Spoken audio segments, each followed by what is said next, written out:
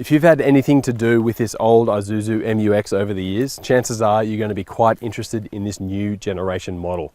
The MUX has always been a really popular choice for Australians who want an SUV that can seat 7, go off-road, probably tow something as well, and have a good turbo diesel under the bonnet. This new MUX has all of those ingredients. However, there are a lot of changes with this new model that you might not see on first impression. So we've got the opportunity to run you through all of those today in comparison to the old model. And of course, we are out in the bush, finally. We've done the on-road testing with this MUX previously, but now we can do the off-road stuff.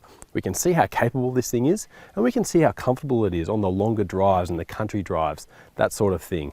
And of course, this is a family SUV at the end of the day, so we'll run you through the interior from front to back. Comfort, safety, technology, ergonomics, all of that stuff. So let's get stuck into it.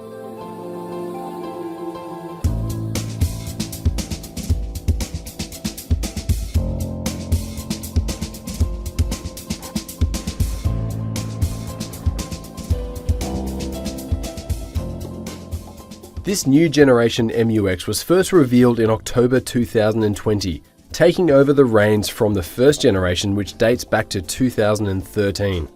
First generation, yes, but Isuzu does have a longer history of four-wheel drive wagons with things like the Trooper, or what we knew as the Holden Jackaroo, the MU, and even the race-bred Vehicross in the back catalogue.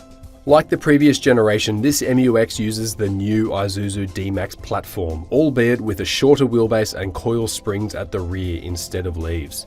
It also gets a tweaked look and a variety of changes to the interior trimming and overall specification. This new MUX also gets Isuzu's suite of active safety system, which is long and thorough. It includes things like autonomous emergency braking, blind spot monitoring, adaptive cruise control, and lane keep assistance. And while the range starts from $47,900 before on-roads, that's for a two-wheel drive LSM specification, we've got top spec LST here, and that currently has an asking price of $63,990 drive away. LST gets things like quilted leather seats, which are heated and electric up front, a 9-inch infotainment display, ambient LED lighting inside, dual zone climate control, 20-inch alloy wheels with tyre pressure monitoring, and an electric boot. This old versus new comparison is like for like as well, with a previous generation LST to compare against. This generation Isuzu MUX, the previous generation, dates back to November 2013, and you can definitely get the vibe of that inside here. It's not to say that it's a bad interior, it's just a little bit long in the tooth. And one big indicator of that is the infotainment display. Technology has moved so quickly in that regard. This has no Apple CarPlay, this has no Android Auto. It does have an iPod connection, that's kind of cute these days I think, and you've got a HDMI port. That is probably a little bit by the by. But otherwise, this is a relatively comfortable and practical interior. I think the ergonomics could be better, definitely, but I like the touches like 2 glove boxes there. One of these has a 12-volt outlet hidden in there. You've got cup holders that slide out from under the air vents. You can fit bottles in the doors. And you've also got this storage spot up here. It's lidded. Press this button. It's a little bit tricky to get sometimes. Sometimes it doesn't open at all. There we go, I got it. Maybe that's handy if someone is going to break in the car, they'll try and get in and they won't be able to do it. But it is handy storage nonetheless. So it's an oldie, but I think it's still a goodie. This is the new Isuzu MUX, and this is top range as well, so you do get some of the nicer materials and finishes around the place. You get a larger infotainment display here, that's got Apple CarPlay, Android Auto. This spec gets native navigation and digital radio, so that's got just about everything you need there. Much nicer climate control here, and you've got a bit of storage underneath with a couple more power outlets and heated seats in this top specification. A few things are a bit more evolution over revolution. You can see there are some hard plastics still around the place. You've still got the twin glove boxes there and the slide out cup holders. I like to see them return in this new generation just because they're really practical and handy for a touring vehicle. And this does lend itself to that application a little bit more than the old one because it's just a bit more comfortable overall. You've got better adjustment through the seats.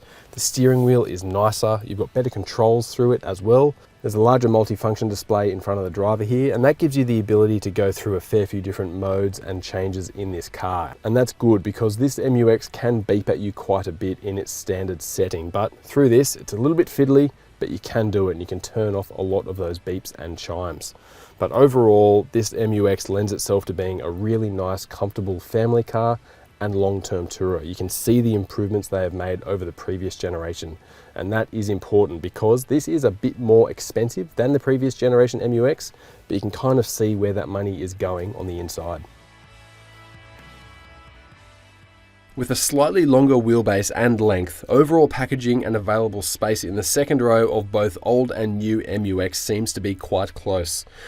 The old model is plenty spacious enough for large adults to fit in comfortably, and you've got a single USB power outlet, air vents in the roof, and even a fold-down TV screen up there as well. The MUX has always been a 7-seat SUV, and the third row in this old model works out to be good enough for kids, but quite tight for adults. And obviously, when you do need room for 7 on board, the boot is quite small. The new MUX is mostly the same in this regard, but seems to be slightly more spacious and flexible in the third row. It also gains power outlets back here, along with keeping cup holders and air vents like the previous generation. There is no more drop-down center screen here in the second row of the new MUX, but personally, I don't think that's a great loss. We are in the age of the iPad after all. But you do have these air vents, and that is an important thing if you want to go on long family trips, go on a big road trip, especially through summer. I can attest that these air vents worked quite well. My kids actually asked me to turn them down one of the days, so that tells me they're pretty effective. In terms of space overall, my seat of pants experience says that this might have a little bit more room in comparison to the previous generation MUX. There's lots of headroom here, and legroom is pretty good also. On the subject of legroom, I've got some nice rubber floor mats in here. I love to see these on a family and touring four-wheel drive because they're hard wearing and they're easy to clean. My kids have been in the back here and they make a great mess in whatever car they hop into, but I can say that these cleaned up quite nicely. In terms of other amenities here, we've got USB ports. There's 2 of those, so there's going to be a little bit less fighting over power on the road. There's one 4-kilo hook for hanging stuff off. And you've also got these handles here. These are big grab handles. That'll be handy for when you're forward driving. Something to hold on to is always good in the second row. But also, let's just say you've got grandma trying to jump into the back of the car here. That'll be handy for getting in and out as well.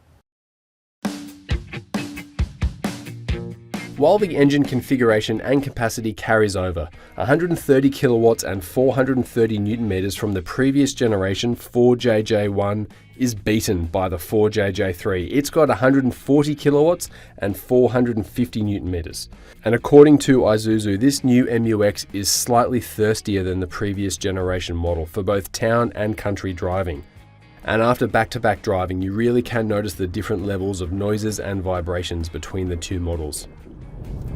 This earlier generation Isuzu MUX was always a popular seller in Australia, and driving it now, getting reacquainted with this car, I haven't driven it for a little while, you can kind of get the reasons why. It's definitely old, you can feel the age of this thing, and you can see the improvement in the new MUX when you back-to-back drive them. But in saying that, this isn't a bad old jigger. This 3-litre turbo diesel engine, it's a little bit down on power and torque in comparison to the new MUX, and more broadly speaking, newer four-wheel drives as well, but there is a lot to like about this engine. You can feel the torque come on pretty well at around the 2000 RPM mark. It doesn't need to rev too hard to get the most out of the engine, and I think that's why a lot of four-wheel drivers and caravanners really love it. Definitely makes a little bit more noise than the old one, and you can feel that the steering is a little bit less refined as well. But the ride quality is good. One thing I don't particularly like about this old MUX is the seating position and general ergonomics. One big thing for me is under thigh support. It sort of feels like a strange thing to complain about, but if you want a four-wheel drive for longer term touring, longer drives and that sort of thing, having the ability to adjust the bottom seat here underneath your thighs just to give them a little bit more support can go a long way. This seat just feels really quite flat overall.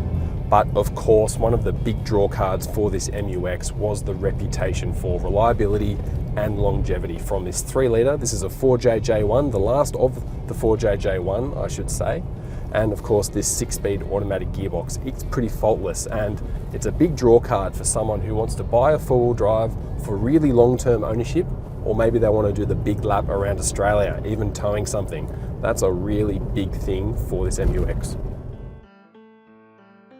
This new Isuzu diesel engine brings a new turbocharger and fuel injection system, as well as many other component changes within the motor itself. The block, which is still made from cast iron, has some subtle changes, and only the connecting rods inside are a direct carryover replacement from the old motor. Now we're in this new MUX, and I can tell you after back-to-back driving, the old versus the new, the differences are much more apparent. This thing is, the first big thing, quiet.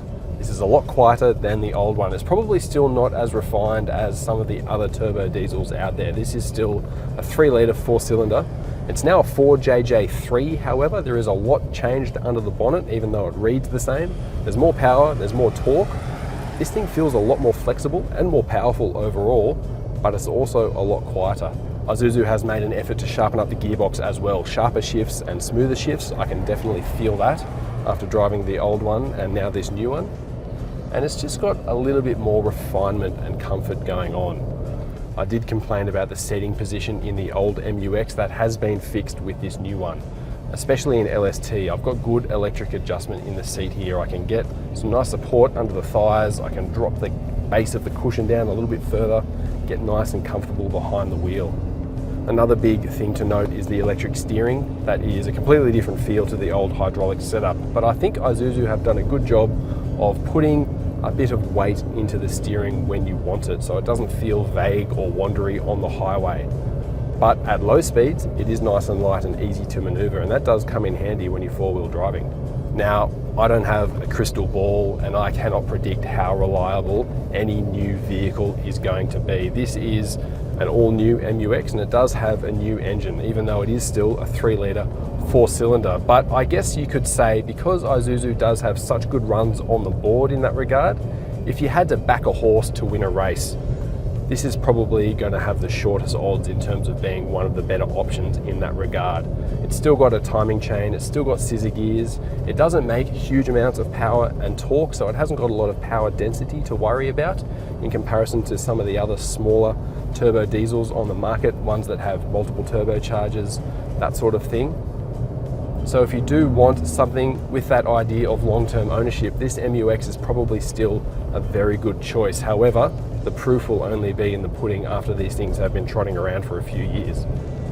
Now, while the steering feel is quite different, general ride and handling is mostly fairly similar to the old MUX, and that is, in my opinion, good enough for the application. This is far from any kind of sports car. You drive something like a Ford Everest or even a Toyota Fortuner, they feel a little bit more dynamically able and rewarding to hook through a couple of corners here and there. This MUX, it's good, but it's not as good as those others. However, you do have to remind yourself that this is a turbo diesel, 4-wheel drive, 7-seat SUV, and its main job is, I think, ride comfort. Does that pretty well. A bit of torque, it's definitely got that, and a little bit of efficiency, and I think that is pretty good in this regard. It's about the same as the old one, but at least you've got a little bit more grunt there when you want it. With lockdowns beginning to ease across Australia, we are finally more broadly able to use these vehicles as they were intended. And as much as they are designed to be daily drivers, carting the family around town and that sort of thing, they are also built for off-roading, camping and exploring. And with international travel still a pipe dream and interstate travel still yet to come in some instances, many Australians will no doubt be looking to hit the road for their next hard-earned holiday. And on that point, please do us a favour and click on that thumbs up button if you are enjoying or appreciating getting out into the Australian bush anytime soon. In terms of off-road capability, there are a few things to point out straight away. A locking rear differential, that's something that the old MUX could only ever dream of, is really a great asset to have when you're 4-wheel driving. During our testing though, I do have to give the old MUX some credit here. For an unlocked 4-wheel drive with a fairly rudimentary traction control system, it is actually a lot better off-road than one might first expect. The new MUX has similar suspension designs and available clearance and manages to stay more composed thanks to that rear locking differential. You've also got a rough terrain mode button which fine-tunes the traction control system to better control wheel spin and torque, and that's for when you're going through rough technical challenges that can lift wheels off the ground. That means you've got less requirement for momentum, throttle control and line selection, and you can crawl slower with much more control and composure using either the locking rear diff or rough terrain mode. Unfortunately, you cannot use both at the same time. Rather, you can choose which one suits the terrain you are on more, and whichever one suits your personal taste as well. I would recommend jumping between the two a few times to get a taste for them and how they work, because I've got to say, this rough terrain mode really does make a big improvement over the normal calibration. Another thing to note here is the choice of wheels and tyres on the Isuzu MU-X.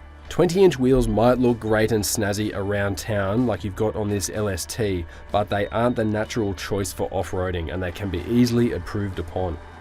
Look either at a lower specification MU-X or stick with this LST and spend a bit of extra money on some aftermarket wheels and tyres. Now it's worth saying we didn't have any issues with grip or punctures during our day of off-roading, but would still prefer to have something like a 17-inch wheel for more regular off-roading. Guys, thanks for watching the video and top marks for making it all the way to the end. Please do us a favour, hit that thumbs up button and subscribe to Drive.com.au on YouTube so you can keep up to speed with all of our new car videos. Now, I think the most important point to make here is that I think we've found this new Isuzu MU-X is a better car overall in comparison to the old generation. And that's not always the case when we jump between generations of cars, but in this case, I think it's quite true. Now, it's not to say this is a bad car. The old Isuzu MU-X was a really popular choice for Australian families and four-wheel drivers over the years, and you can kind of see why. It's got a great reputation for reliability, trustworthiness. It's got that 3-litre, 4-cylinder turbo diesel under the bonnet, and you can fit 7 inside reasonably comfortably. Plus, it's probably a lot better off-road than you might expect, even though it's missing locking differentials. But at the end of the day, it's an old car and it's missing a lot of safety and technology that we think is very important for the modern day buyer. But this new Isuzu MU-X sorts those problems out. It's got a 5-star ANCAP safety rating, this car. It's got all the safety and technology you need on the inside, and the interior overall, from the front row to the back, is better. Plus, it's a better car off-road as well. It's got that rough terrain button, that works quite well. It's also got a locking rear differential, although I would have to say I'd leave those 20-inch wheels in the shed and probably swap to something a bit more off-road ready.